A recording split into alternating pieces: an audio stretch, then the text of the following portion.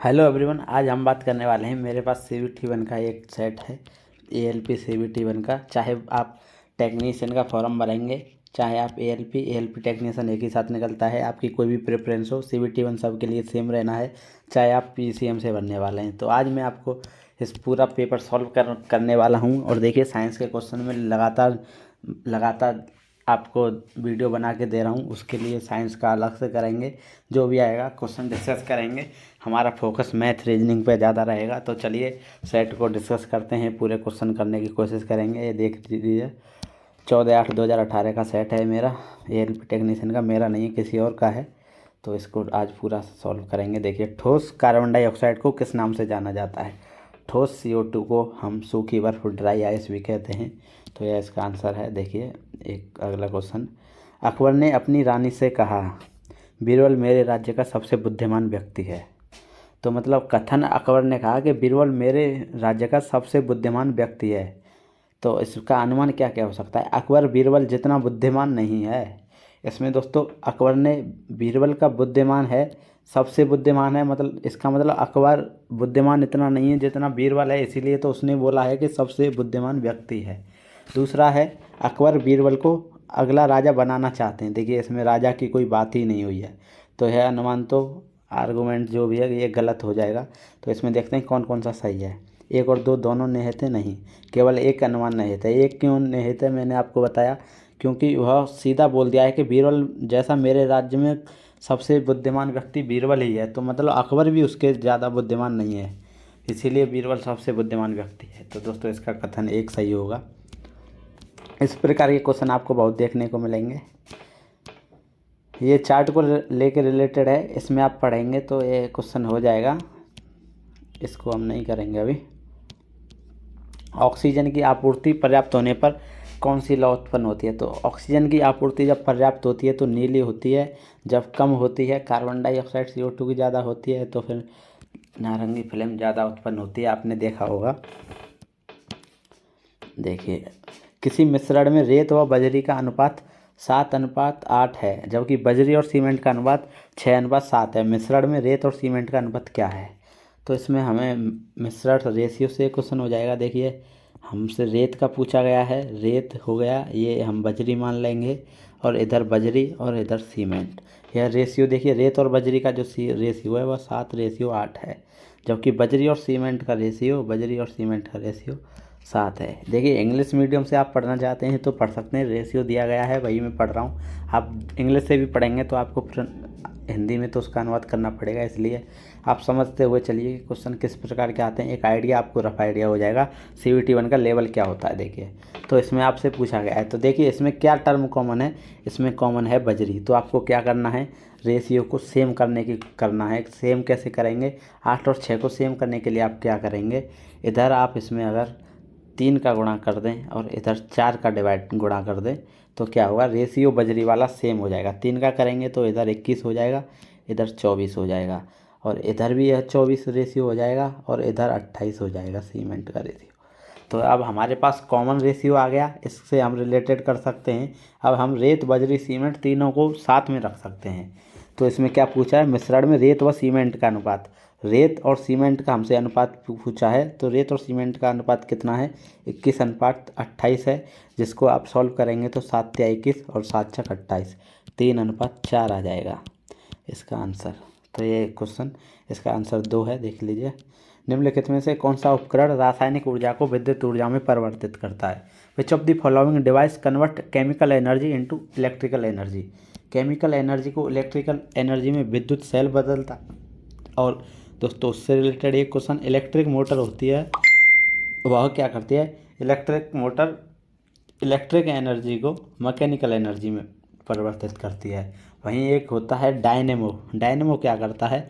वह mechanical energy को electrical energy में परिवर्तित करता है। एक ट्रिक मैं आपको बता दूं, देखिए, इलेक्ट्रिक मोटर EM लिखते हैं तो यह क्या करेगी, electric energy into mechanical energy, और इसी का अपोजिट जस्ट होता है, वह होता है डायनेमो। आप इससे भी इसको याद रख सकते हैं। तो दोस्तों इसका आंसर 1 है।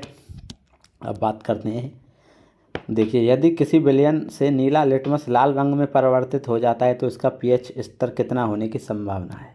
तो देखो पीएच मान निकालने के लिए लिटमस पेपर को देखा जाता है, आपने पढ़ा होगा। तो इसमें क्या कह रहा है, नीला लिटमस लाल हो जाता है। देखिए नीला अगर लाल हो जा रहा है तो मतलब वह एसिड है नेचर में, और उसका एसिड है तो मतलब उसका पीएच मान 6 से कम होगा। अगर मान लीजिए वह बेस होता अगर, तो क्या होता, क्षारीय होता, तो वह लाल को नीला कर देता, इसका जस्ट अपोजिट। तो इसका आंसर 6 हो जाएगा। इम्प्लांटेशन किसकी प्रक्रिया है? देखिए बायोलॉजी से क्वेश्चन पूछा गया है, एक गर्भाशय की लाइनिंग में ह्यूमन का अंडा, attachment of zygote to the lining of uterus, इसका आंसर होगा। नीचे क्वेश्चन है, इसमें हमें देखना है कि कितना रेशियो चल रहा है, कितना अंतर चल रहा है। पहले अक्षर को पहले से देखिए, दूसरे को दूसरे से, कुछ भी हो सकता है, हमें देखना है। पी के बाद एस आ रहा है, मतलब कि कितना अंतर है, 2 का। क्यू और आर, उसके बाद एस आता है, मतलब 2 का अंतर है पहले में। दूसरे में यू के बाद वी डब्ल्यू, मतलब इसमें भी 2 का है। एन के बाद क्या आता है, ओ पी, मतलब क्यू आया है, इसमें भी 2 का अंतर है। तो मतलब 2-2 का अंतर चल रहा है। और अंत वाला ई के बाद डायरेक्ट है, मतलब कोई अंतर नहीं है। तो अंत में भी वाई के बाद यहाँ जेड आने वाला है, ये तो आपको पक्का हो गया। और सब में जेड है। अब उसके बाद में 2 का अंतर पहले में करेंगे तो डी और ई के बाद में आ जाएगा एफ। उसके बाद में अगला करेंगे, आई के बाद जे के हट जाएगा, आ जाएगा एल। टी के बाद आ जाएगा यू और वी हट जाएगा, फिर आ जाएगा W. F L W Z, F L W Z, देखिए इसका आंसर ये हो जाएगा। ये आपको रिलेट करना है। इसमें ये सीक्वेंस है, किसी में पीछे से हो सकता है, किसी में आगे से, किसी में इसी में हो सकता है, एक ही में। तो आपको वह पकड़ना होगा। यह कैसे पकड़ेंगे आप? प्रैक्टिस से पकड़ेंगे। चलिए अगला क्वेश्चन देखते हैं। 100, ये इसमें एक संख्या दी गई है हमें, 11,111 का वर्ग हमसे पूछा है। तो देखिए 11,111, इसमें कितने एक के शब्द दिए गए हैं? 1 2 3 4 5। तो इसमें 1 2 3 4 5 रख लेना है। उसके बाद में रिवर्स में 4 3 2 1, इसका यह स्क्वायर होने वाला है। मान लीजिए 4 होते, 4 1111 होता तो 1 2 3 4 तक जाते, उसके बाद वापस हो जाते। इसका यह ट्रिक है, आप इसको याद कर लीजिए। देखिए 11 का भी ऐसे ही होता है, 11 के बाद 1 2 और उसके बाद में 1 3 आ जाता है। उसी हिसाब से आपको इसकी ट्रिक को लगाना है, और इसका आंसर यह होने वाला है। कितना भी अंक का आपसे पूछा जा सकता है, उसका ट्रिक यही रहने वाली है। तो अब अगला क्वेश्चन करते हैं। देखिए इसमें क्या है, वेन आरेख हमको दिया गया है, वेन डायग्राम है। आदमी पिता डॉक्टर। आदमी, मान लीजिए आदमी ये हो गया, आदमी पिता। सब आदमी पिता हैं ये भी नहीं हो सकता, और लेकिन सब जो पिता हैं वह आदमी होंगे, यह हो सकता है। तो यह पिता हो गए इधर, यह तो हो गए मैन, और यह हो गए फादर, एफ। अब उसके बाद में क्या है, डॉक्टर। तो देखिए कुछ मेल हैं वह, कुछ आदमी हैं वह भी डॉक्टर हो सकते हैं, और कुछ पिता हैं वह भी डॉक्टर हो सकते हैं, और दोनों कॉमन वाले भी डॉक्टर हो सकते हैं।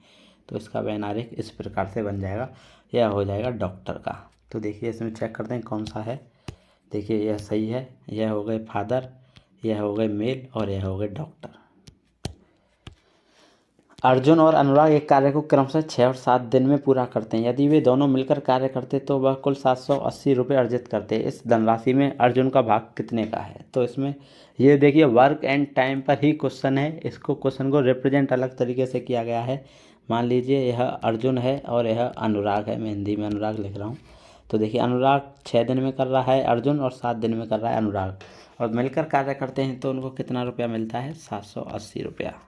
और मान के चलिए वर्क एंड टाइम से जैसे निकालते हैं यही निकालिए, कितना आ जाएगा? यह आ जाएगा 42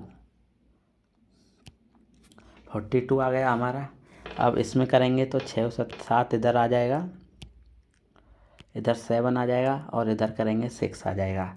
तो मतलब दोनों मिलके कितना काम कर रहे हैं? 7 6 13 काम कर रहे हैं। 13, यहाँ इनको 13 पैसा मिल रहा है 42 काम को करने में। लेकिन यहाँ 13 एग्जैक्ट पैसा 13 नहीं है, वह 780 है। मतलब 13 बराबर 780 के है, तो 1 बराबर कितने के? 60 के हो जाएगा। तो इसमें क्या पूछा है हमसे? इस धनराशि में अर्जुन का भाग कितने का है? अर्जुन का भाग मतलब कितना था? पैसे की बात की गई है, 1 बराबर इतना था, 7 बराबर कितने के हो जाएगा? 420 के। और अगर हमें अनुराग का पूछता तो इसमें 60 का वो करते तो यह हो जाता 360। टोटल करने के बाद 780 ही आएगा। देखिए रेशियो से इसको, और वर्क एंड टाइम से का ही क्वेश्चन है। इसको करने का तरीका अलग है, बताने का अलग है थोड़ा, क्वेश्चन वही है। आधुनिक आवर्त सारणी में कौन से 2 तत्व में 8 तत्व मौजूद हैं? तो देखिए 2 और 3 जो भी आवर्त सारणी के जो आवर्त हैं उनमें 8 तत्व मौजूद हैं। ये पीरियोडिक टेबल आपको अच्छे से पढ़नी होगी एएलपी एग्ज़ाम के लिए। पिछली बार चाहे वह ग्रुप डी का हो या आपकी बार एनटीपीसी का हो, पीरियोडिक टेबल का आपको हर सेट में 1-2 क्वेश्चन देखने को मिल जाएगा। तो दोस्तों पीरियोडिक टेबल आपको अच्छे से ध्यान रखना है, केमिस्ट्री को भी। कमल ने एक सेकंड हैंड स्टीरियो को पुनः बिक्री करके 16% लाभ अर्जित किया। यदि उसने स्टीरियो को 1500 रुपये में खरीदा था तो उसने उसे कितने में बेचा। देखिए कोई भी कमर था, उसने क्या किया, एक सेकंड हैंड किसी और आदमी से एक स्टीरियो खरीदा और उसको बेच दिया 16% लाभ अर्जित करके। मान लीजिए उसने 100 रुपये की कोई चीज़ खरीदी थी उससे, तो उसने दोबारा उसको बेच दिया वहाँ से खरीद के 116, मतलब 16 का लाभ हो गया इसमें करेंगे तो 116 रुपये में बेच दिया। यदि उसने स्टूडियो को 1500 रुपये में ख़रीदा था लेकिन 100 में नहीं था, उसका असली सीपी यह नहीं था, यह सेलिंग प्राइस है, यह कॉस्ट प्राइस है, तो यह सीपी 100 ना हो गए 1500 थी, तो एक बराबर कितने के हो जाएगा, एक बराबर हो जाएगा 15 के। तो 116 बराबर गुणा 15 करेंगे तो आप देखिए 15 की 90, 9, 15 एकन 15, 15 9 24 की 4 हासिल 2, 15 एकन 15, 1724। असल में उसने 1724 रुपये में उसको बेचा था। तो यह इसका आंसर है। दी गई श्रृंखला में अनुपस्थित संख्या का चयन करें। तो दोस्तों इसमें आपको ट्रिक करनी है। ट्रिक कैसे करनी है देख लीजिए। इसमें आप मिसिंग नंबर पूछा गया है, कैसे करेंगे देखिए 3 है, 3 के बाद में 12 कैसे हुआ, इस पे आपको गौर करना है। पहले सबसे पहले आपको स्क्वायर क्यूब रूट ये सब देखना है। तो 3 का स्क्वायर होता है 9 और उसमें फिर ऐड कर दिया इसने 3, हो गया 12। अब 12 का स्क्वायर करके देखिए वो होता है 144। अब उसमें हम 3 ऐड करेंगे तो कितना हो जाएगा 147, ऑप्शन में है। अब इसको करने के लिए 147 का भी आप स्क्वायर करेंगे और उसमें 3 करेंगे 121612 आने वाला है। तो यह आपको पकड़ना होगा। पकड़ने के लिए देखिए 1-2 से ही आप इसको पकड़ सकते हैं, ऑप्शन के जरिए भी, ऑप्शन भी हमारा मैच करेगा। अब देखिए समवेग की इकाई क्या है, आज ही मैं इसके ऊपर लेक्चर लिया हूँ। समवेग की इकाई क्या होती है मैं आपको बता दूँ। समवेग बोलते हैं मोमेंटम को। P बराबर इसका फार्मूला होता है मास इंटू वेलोसिटी। तो M को मास को लिखते हैं kg से, वेलोसिटी होती है मीटर पर सेकंड। तो इसका फार्मूला जो हो जाएगा ये हो जाएगा kg मीटर पर सेकंड। इस सेकंड को इसमें लिखा है उसने अलग तरीके से, kg मीटर सेकंड को ऊपर ले जाके इन्वर्स में कर दिया है, वही इसका एक ही मतलब है, समवेग की इकाई होती है यहाँ। अब देखिए इसमें क्या है, इस उत्तर आकृति का चयन करें जो दी गई प्रश्न आकृति का सही जल प्रतिबिंब है। इसमें पूछा गया है हमसे जल प्रतिबिंब। तो देखिए जल प्रतिबिंब की मैं आपको एक ट्रिक बता देना चाहता हूँ। मान लीजिए कोई भी यह चीज़ इधर एम बना हुआ है, तो आपको क्या करना है, इधर ये वाटर है जल प्रतिबिंब के लिए, इधर है, इधर रियल इमेज है। तो आपको क्या करना है, पास वाला जो भी अक्षर है या कोई भी चीज़ है उसको पास में रखना है। अब इसमें पास क्या है, सबसे पहले यह लाइन पास में है देखिए, तो आपको यह लाइन खींच देनी है, यह भी पास में है, फिर उसके बाद यह पास में बीच में, ऐसे इसका जल प्रतिबिंब इस प्रकार से बनेगा। पास वाली चीज़ें पास में रहेंगी, दूर वाली चीज़ें दूर में रहेंगी। जल प्रतिबिंब में इसी प्रकार से होता है। देखिए अब इसमें क्या दिया गया है, हमें यह आकृति आपको दी गई है।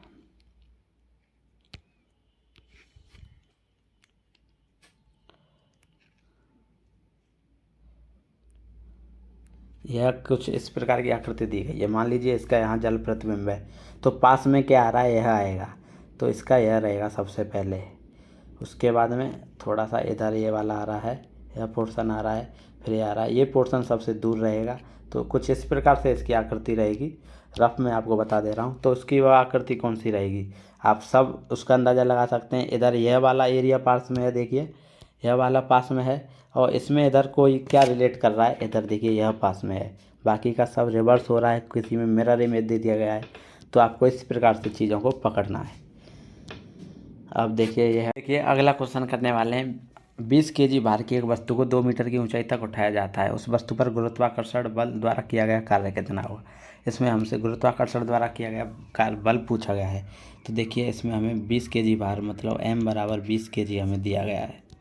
उसके बाद में देखिए एक वस्तु को 2 मीटर मतलब दूरी भी हमें 2 मीटर दे दी गई है कि 2 मीटर तक उसे उठाया गया, और g का मान हमें 10 के लिए बोला है, 10 लिखा हुआ है मीटर पर सेकेंड स्क्वायर।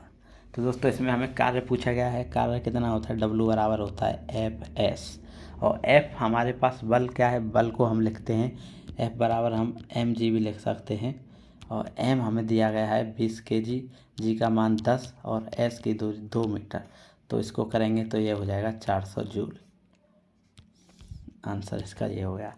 या फिर दोस्तों इसको देखिए, हम किसी भी वस्तु को ज़मीन से ऊपर ले जा रहे हैं, जितना भी ऊपर ले जा रहे हैं, तो हम उसमें जितनी ऊपर तक ले गए, 2 मीटर दूरी तक ले गए, तो इसमें हमने यहाँ कोई पोटेंशियल एनर्जी कर दिया है।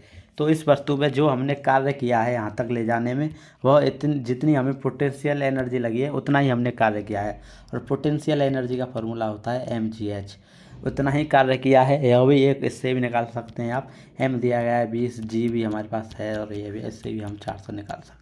वस्तु को ऊपर ले जाने में उतना ही कार्य किया गया है जितनी हमने उसमें स्थितिज ऊर्जा खर्च की है, तो वो दोनों बराबर होने वाले हैं। उससे भी आप निकल सकते हैं इसको।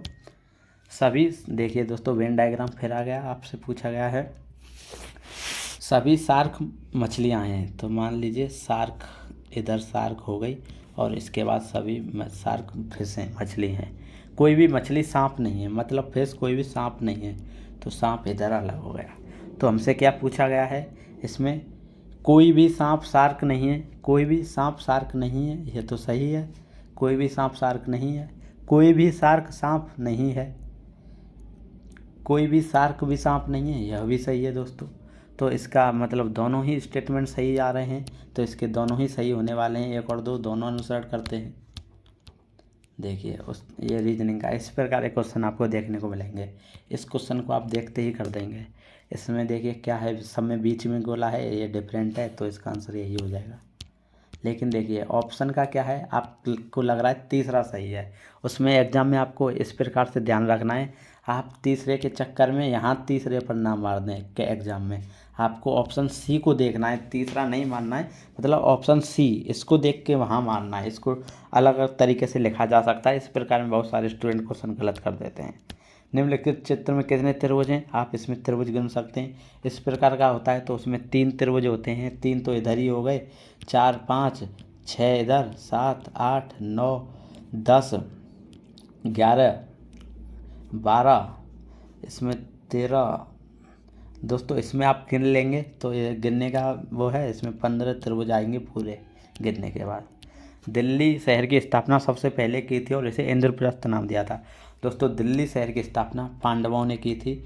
मुगलों से आने से पहले ही दिल्ली को उससे पहले इंद्रप्रस्थ नाम से जाना जाता था, और वह पांडवों ने किया था। और दिल्ली में एक इंद्रप्रस्थ नाम की जगह भी है, जो कि प्रगति मैदान के पास में है।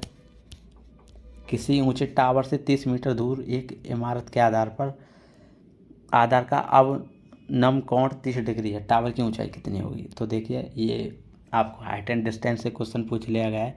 किसी ऊंचा टावर से 30 मीटर दूर एक इमारत के आधार पर, ऊंचा कोई टावर है ये, इससे 30 मीटर दूर, यहाँ पर ये 30 मीटर दूर इमारत के आधार पर अवनव कोण, मतलब कि यह जो है वह है 30 डिग्री। टावर की ऊंचाई कितनी होगी, मतलब टावर की ऊंचाई पूछी गई है हमसे।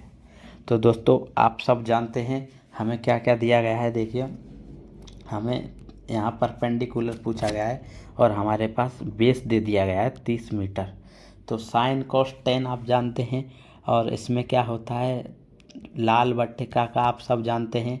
लाल बट्टे का होता है हिंदी में, और इंग्लिश में होता है वह पाकिस्तान भूखा प्यासा, हिंदुस्तान हरा भरा। हाइपोटेनियस है ये, या साइन का हो जाता है, या कॉस का, या टेन का।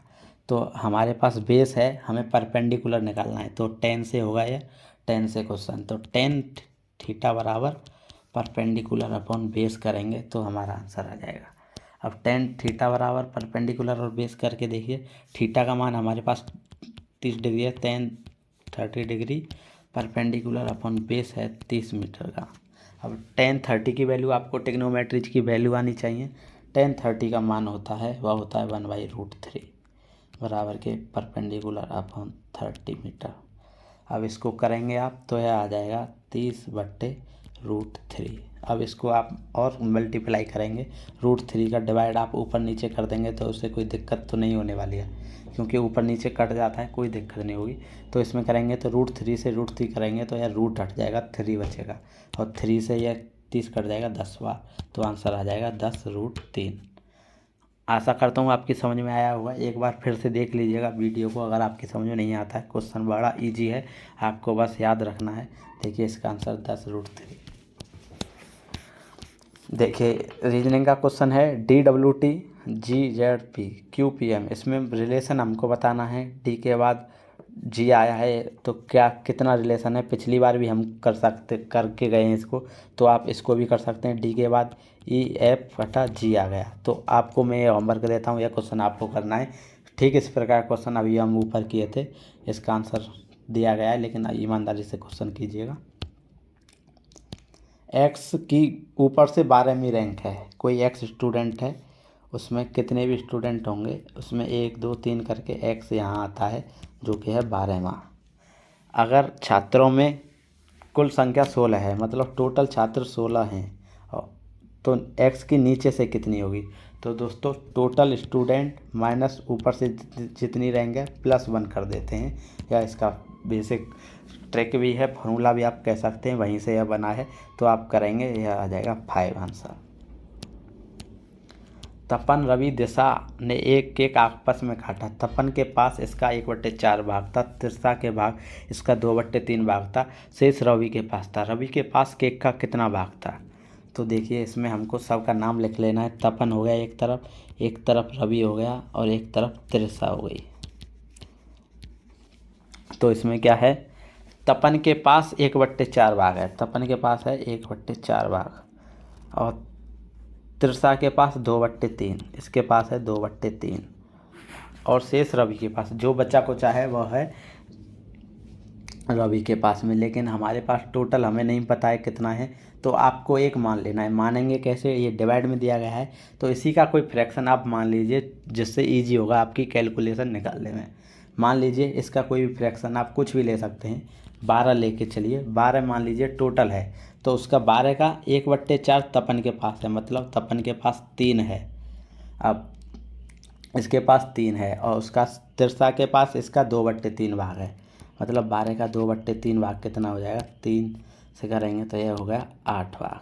अब 3 भाग इसके पास भाग है और 8 इसके पास है, तिरसा के पास। टोटल कितना था, टोटल देखिए मैं आपको बता दूं, टोटल हम माने थे 12, टोटल 12 है, 3 इधर है 8 इधर है, बचा कितना, 8 और 3 11, बचा कितना, एक भाग है, वह है रवि के पास। तो मतलब रवि का तो कट चुका है, तो रवि के पास एक भाग है, रवि का काट दिया इन लोगों ने। तो अब इसमें पूछा है रवि के पास केक का कितना भाग है। रवि के पास एक भाग है, कितने केक माना था हमने, 12 माना था, तो मतलब 12 का एक भाग, 1/12। इसका आंसर ये हो जाएगा। इसको आप कोई भी संख्या मान के कर सकते हैं। इसके लिए आप 3 और 4 के ही मल्टीप्लाई में 24 भी मान के करेंगे तो हो जाएगा यह। उसका 2/3 निकालेंगे तो देखिए मैं करके बता दूँ, 2/3 करेंगे तो यह 16 आ जाएगा उसके पास में, और उसके पास 1/4 भाग है, तो उसको 24 का करेंगे तो उसके पास 6 के लगभग आ जाएगा 22, उसके पास 2 भाग बचेगा, 2 भाग बचेगा कितने का, 24 का। तो एक इसको काटेंगे तो 1/12 ही इसका आंसर आने वाला है। ये अपनी कैलकुलेशन की सहूलियत के लिए हम इसका एलसीएम एक तरह से ले लेते हैं। तो दोस्तों अगला क्वेश्चन, ये सब उसी से रिलेटेड क्वेश्चन है। केएल राहुल जो शतक मारे थे अपने 1 दिवसीय इंटर कर पहले ही ओडीआई मैच में, वह अधातु आमतौर पर अम्लीय होते हैं। दोस्तों यह पीरियोडिक टेबल का देखिए एक और क्वेश्चन आपसे।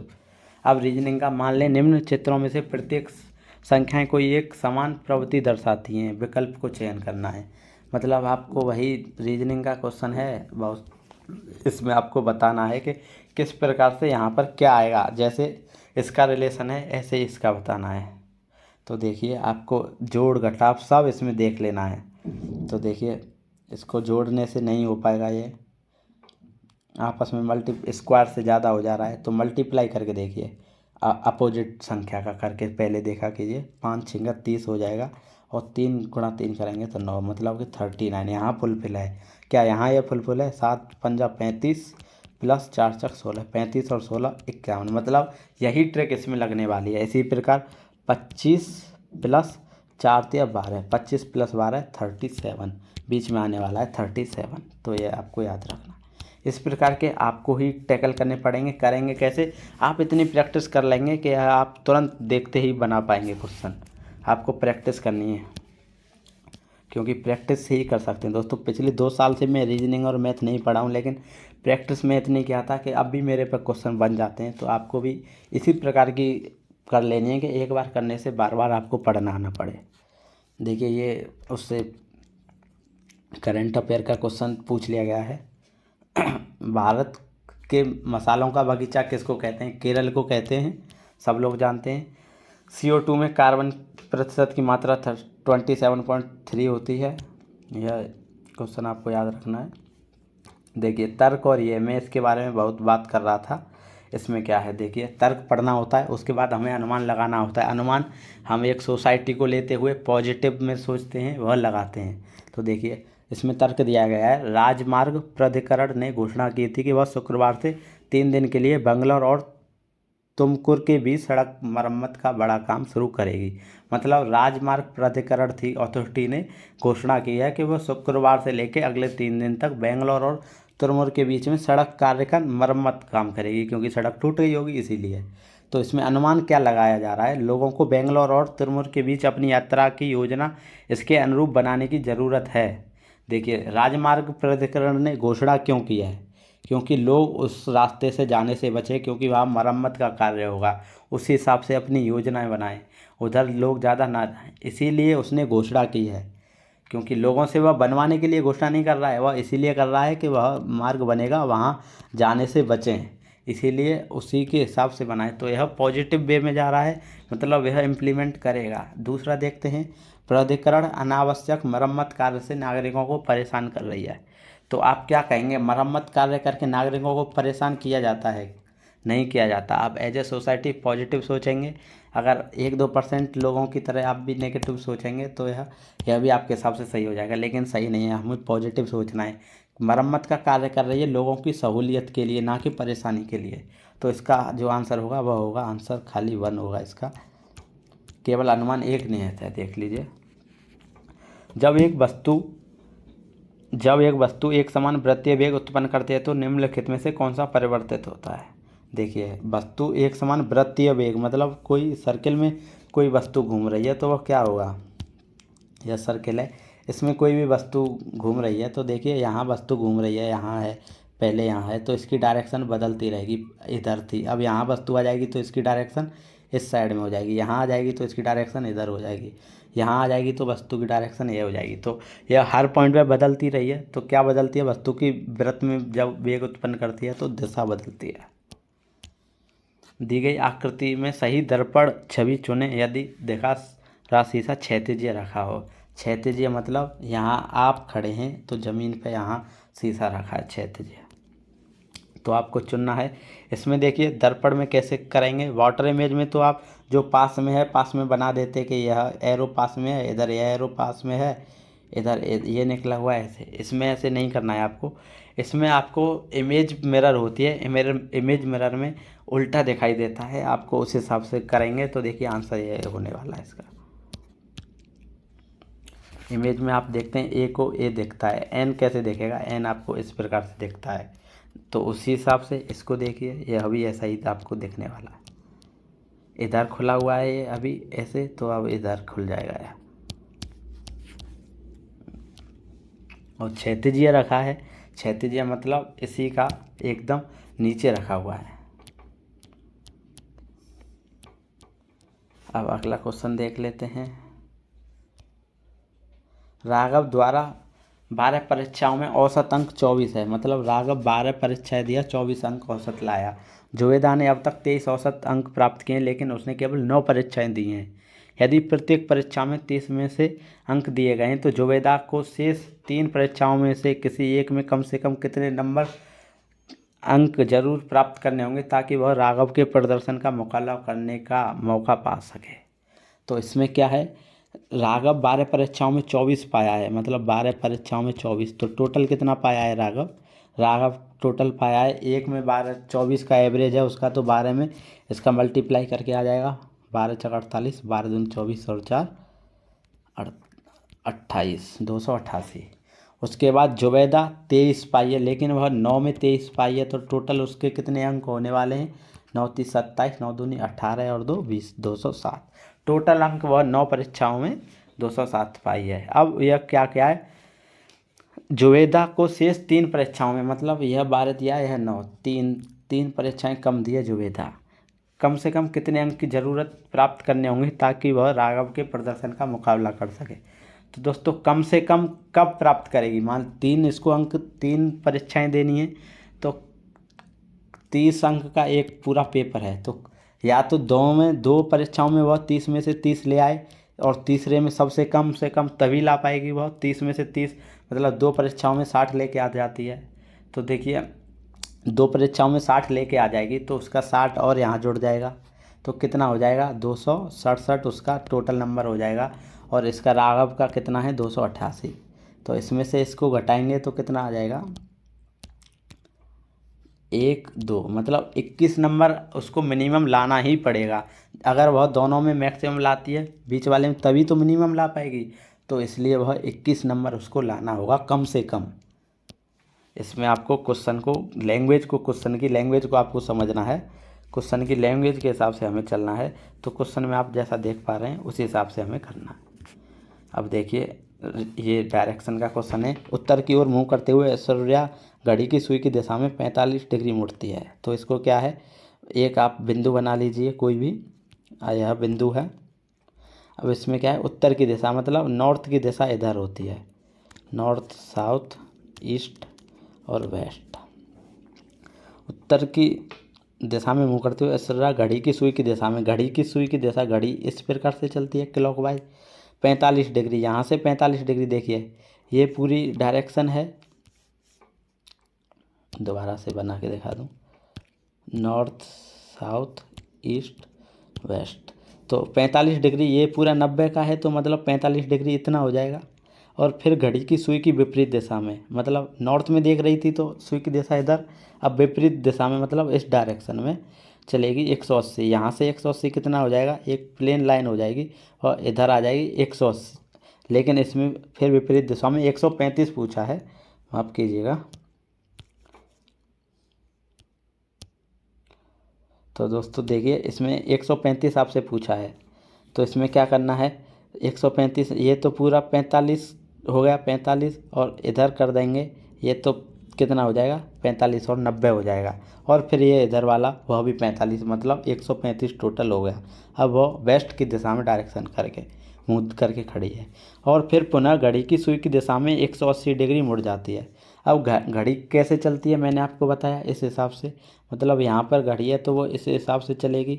अब इधर 180 जुड़ जाएगी, तो मतलब इस लाइन पे आ जाएगी, मतलब ईस्ट की तरफ देख रही होगी। अभी वह किस दिशा की ओर मुंह दे के खड़ी है, ईस्ट की तरफ। आपकी समझ में आया होगा, आशा करता हूँ मैं।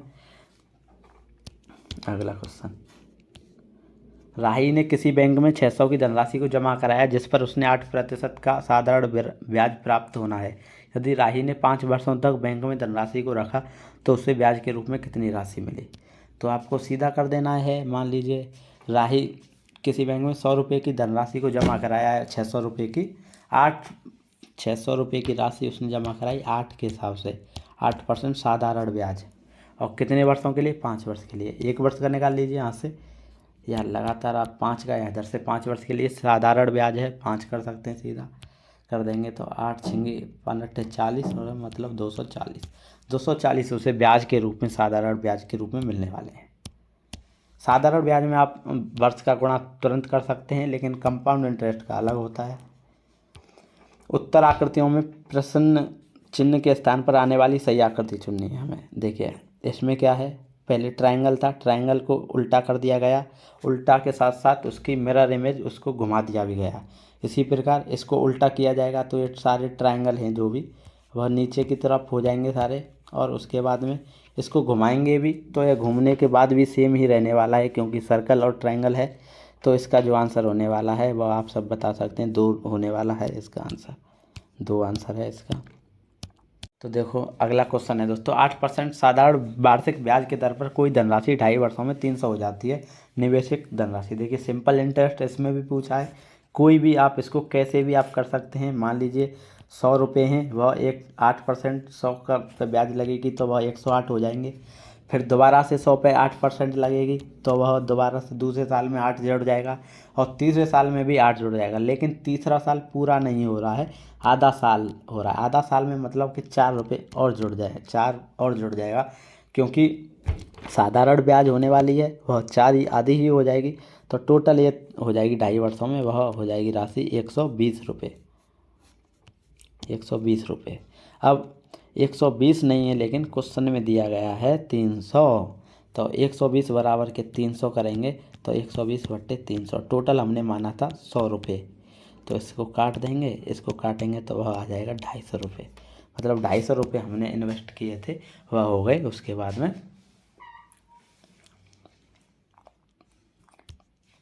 अब बात करते हैं अगले क्वेश्चन की। किसी प्लेटफॉर्म के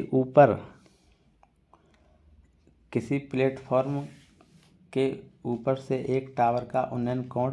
दोस्तों यह वही क्वेश्चन है, आपको करना है। मैं इसके लिए आपको बता रहा हूँ, कुछ समय पहले ही मैं इसके बारे में डिस्कस किया हूँ। आपको यह क्वेश्चन करके दिखाना, मुझे कमेंट में ज़रूर बताइएगा। निम्नलिखित में से कौन सा तत्व मेंडलीव की आवर्त सारणी में एका एल्युमिनियम की जगह लेता है? तो गैलेनियम लेता है। और आपको यह भी याद होने चाहिए, hydrogen, helium, lithium, beryllium, boron, carbon, nitrogen, oxygen, ये सब आपको याद होने चाहिए, कम से कम 30 तक। गैलियम की तब तक खोज नहीं हुई थी, तो उन्होंने एका एल्युमिनियम इसका नाम दिया था और बोला था कि वह एल्युमिनियम जैसी उसके तत्व धर्म होंगे, उस प्रकार का वह बिहेव करेगा, तो उसको बाद में इसकी खोज हुई, उसका नाम गैलेनियम हुआ। ये अगला क्वेश्चन है, ए बी सी मिलकर किसी कार्य को 10 दिन में करते हैं। तुरंत की तुरंत हम वैल्यू भी लिखते हुए चलेंगे। ए बी सी काम को मिलकर 10 दिन में कर रहे हैं। ए और बी मिलकर इस कार्य को 12 दिन में समाप्त करते हैं और बी और सी मिलकर इसी कार्य को 20 दिन में पूरा करते हैं। तो इसे हमें कार्य नहीं पता है, कार्य एलसीएम मेथड से निकाल सकते हैं हम। 60 मान लेते हैं पूरा कार्य है, तो यार तीनों मिलके 6 दिन में, 2 मिलके 5 दिन में और ये बी और सी मिलके 3 दिन में करने वाले हैं। तो आपको क्या करना है, इसमें पूछा है बी अकेले इस कार्य को देखो तीनों दोस्तों मिल जाते हैं, ए प्लस बी प्लस सी, तो कितने दिन में हो रहा है? 6 दिन में काम। और ए और बी जो दोनों मिलते हैं तो वह 5 दिन में करते हैं। 5 प्लस सी बराबर 6, तो सी का मान इधर आ जाएगा। सी एक कार्य करता है 1 दिन में, सी बराबर 1 कार्य करता है 1। अब सी यहाँ पर 1 कर रहा है, तो बाकी का बचा हुआ काम जो है वह कौन कर रहा है? वह बी कर रहा है, क्योंकि इसमें देखिए यहाँ दिया गया है बी, तो 1 सी कर रहा है, मतलब बाकी का 2 बी कर रहा है। बी का काम 2, मतलब बी 1 दिन में 2 कार्य करता है, तो 60 कार्य को कितने दिन में कर देगा? 30 दिन में कर देगा। यह इसका आंसर होने वाला है। दी गई आकृति में जल प्रतिबिंब, यह आपको क्वेश्चन बताना है, पास वाला पास में रहेगा। देखिए मैंने बताया था, तो मतलब सर्किल पहले रहेगा, ट्रायंगल बाद में रहेगा, बाकी का ऐसा ही रहने वाला है। इससे आपको करना है, तो सर्किल किस में पहले? इसमें भी पहले है, लेकिन इसमें ट्रायंगल देखिए गलत बना हुआ है, इसमें यह सही है, क्योंकि इसकी नोक दूर है, इसकी पास में है। इस हिसाब से आपको करेंगे तो आंसर होगा इसका बी। सूत्री विभाजन के चरण का नाम बताएं जिसके दौरान विभाजित सेल के गुणसूत्र मध्य रेखा स्थित होती है। तो यह बायोलॉजी का क्वेश्चन है, मेटाफेज है इसका, आपको बायोलॉजी अच्छे से पढ़ लेनी है। देखिए, यदि युवा पुत्र 2 घंटे के लिए शीघ्रता से काम करता है और एक दिन में 16 वस्तुएं तैयार करता है, और उसके वृद्ध पिता धीरे धीरे 8 घंटे काम करते हैं और एक दिन में 24 वस्तुएं तैयार करते हैं, तो इसमें आपसे बस पूछा गया है कि पुत्र क्या कर रहा है? 2 घंटे में शीघ्रता से काम करता है और एक दिन में 16 वस्तु तैयार करता है। 2 घंटे के लिए शीघ्रता से काम कर रहा है, मतलब उसकी पावर भी ज़्यादा है। 2 घंटे में उसका पिता 8 घंटे में उस कार्य को कर रहा है, वह उसको 2 घंटे में ही कर पा रहा है, क्योंकि उसकी पावर ज़्यादा है, पुत्र की शक्ति अधिक है। इसमें कुछ नहीं है, बस आपसे एक बेसिक क्वेश्चन था वो पूछा गया है। अब देखिए और क्या पूछा है, हाइड्रा का प्रजनन कैसे होता है? बडिंग द्वारा होता है। निम्नलिखित में से पाइथागोरस त्रिक। तो दोस्तों पाइथागोरस की ट्रिपलेट होती हैं, वो आपको याद होनी चाहिए। इसको बनाने में आपका समय नहीं लगेगा, इसको आप देखते ही बता देंगे। 8, 15 और 17 ये ट्रिपलेट्स होती हैं, बहुत सारी आपको आनी चाहिए। 3, 4, 5, 8, 15, 7 बहुत सारी होती हैं। अब इसमें आपको लुप्त पद निकालना है। रीजनिंग का क्वेश्चन है। y बराबर 25, w बराबर 23, u बराबर 21, s बराबर 19। तो आपको अगला बताना है। y के बाद में आया w, एक अंक छोड़ छोड़ के, s के बाद t आएगा तो उसके बाद में s के बाद 19। अब इसमें आपको q 10 पे नहीं होता है क्योंकि s 19 पे होता है, इसीलिए उसका 19 दिया गया है। इसी हिसाब से y 25 पर अल्फ़ाबेट होता है तो उसका 25 दिया गया है। इसी हिसाब से आपको q को करेंगे तो q होता है 17 पे। इसका आंसर 17। देखिए, किसी तरल की समान मात्रा के लिए निम्नलिखित में से किस प्रक्रिया की गति सबसे धीमी है? इवेपोरेशन, वाष्पीकरण बहुत ही धीरे धीरे होता है, सबसे धीमा यही है। इसमें कंप्यूटर में हमेशा एक CPU होता है, यह तो आप सब जानते हैं, क्योंकि बिना कीबोर्ड के भी काम हो जाएगा, टच बिना ग्राफिक कार्ड के भी हो जाएगा, लेकिन CPU नहीं रहेगा तो नहीं होगा। रिक्त स्थान को हमें भरना है। देखिए 18 वोल्ट बराबर ब्लैंक इंटू 3 ओम। तो आप ओम्स लॉ जानते हैं, वह होता है V=IR। वोल्टेज 18 दिया गया है, I हमें नहीं दिया गया है, X मान लीजिए, R हमें 3 ओम दिया गया है। तो इधर इसको X बराबर हो जाएगा 6 एम्पियर। इसका आंसर करंट हमसे पूछा था, ये इसके करंट का क्वेश्चन उस समय पूछा गया था। राम के पिता की उम्र राम की उम्र की दुगनी है, मतलब राम हैं ये और ये उनके पिता हैं। राम के पिता की उम्र उसकी दुगनी है। मान लीजिए राम की उम्र 2 है तो उनके पिताजी की 4 है। 8 वर्ष पहले राम के पिता की उम्र राम की उम्र की 2.5 गुनी थी। मतलब 8 वर्ष पहले राम की उम्र, मान लीजिए राम रहे होंगे, इनकी उम्र 2 थी तो उनके पिताजी की 2.5, मतलब 2.5 गुना अधिक, मतलब 5 वर्ष थी। तो दोस्तों इसमें हमसे पूछा है यह, लेकिन 8 वर्ष पहले का है। अब इसमें हमें क्या करना है, देखिए इसमें देखिए जो भी क्वेश्चन होता है इसमें 8 वर्ष पहले हो। आज आप अपने पिताजी से मान लीजिए 20 वर्ष छोटे हैं तो अगले 20 वर्ष पहले भी आप मान लीजिए आप अभी अपने बड़े भाई से 5 वर्ष छोटे हैं तो अगले 10 वर्ष बाद भी आप अपने भाई से 5 वर्ष ही छोटे रहेंगे, या पिछले 5 वर्ष भी आप उनसे 5 वर्ष ही छोटे रहेंगे, क्योंकि अंतर आपका सेम रहेगा। उम्र बढ़ेगी, दोनों की बढ़ेगी, जितना अंतर रहेगा वही रहने वाला है। तो इसीलिए देखिए इसमें जो अंतर है, इसमें कितना अंतर है, हमने जो रेशियो माना है इसमें 2 का अंतर आ रहा है इन दोनों की उम्र के बीच में, और 8 वर्ष पहले की उम्र के बीच में 3 का अंतर। ऐसा नहीं हो सकता, तो हमें इस रेशियो को करना होगा सही। रेशियो को सही कैसे करना होगा, इधर 2 का रेशियो है तो 2 का इधर गुणा, इधर 3 का आया है तो 3 का इधर गुणा। इधर करेंगे तो यह कितना हो जाएगा, 2 का गुणा करेंगे तो यह हो जाएगा 4, और इधर करेंगे तो यह हो जाएगा 10, और इधर 3 का करेंगे तो यह 6 हो जाएगा, इधर यह हो जाएगा 12।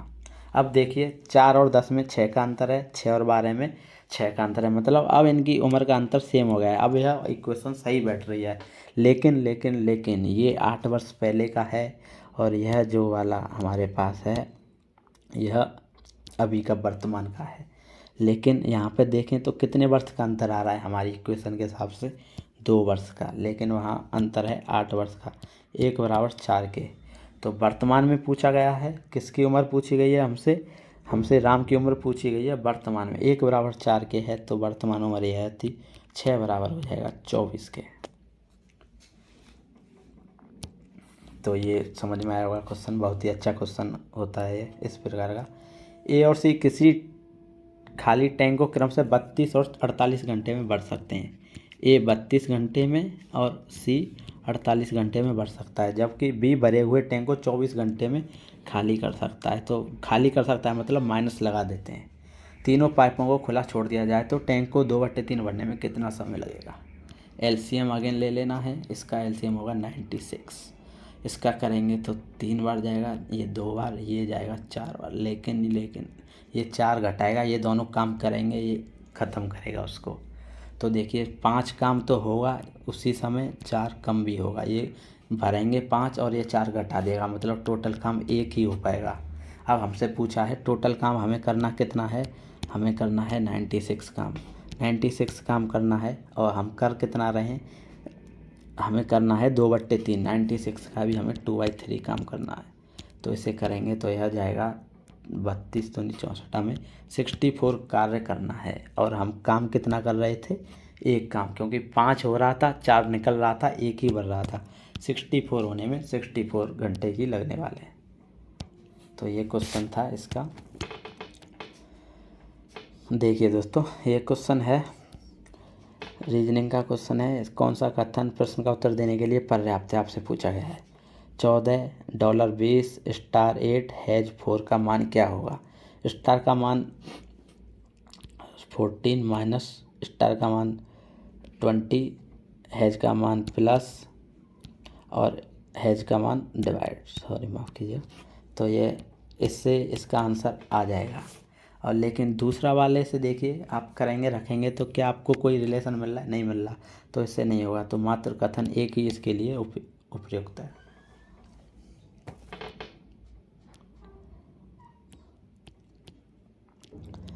पहली प्राकृतिक संख्या का औसत होता है वो 50.5 होता है। ये आपको याद कर लेना है।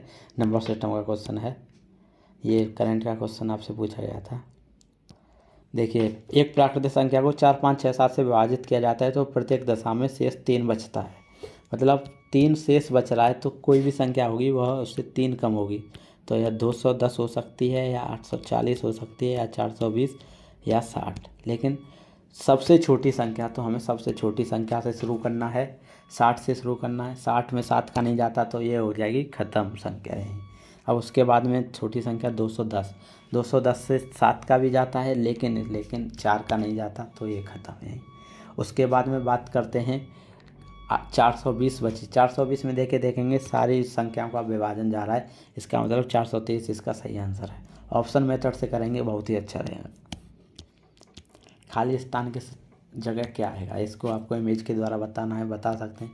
बंदर केला खा रहा है और यह क्या खाएगा, चूहा खाएगा ये ब्रेड का टुकड़े को।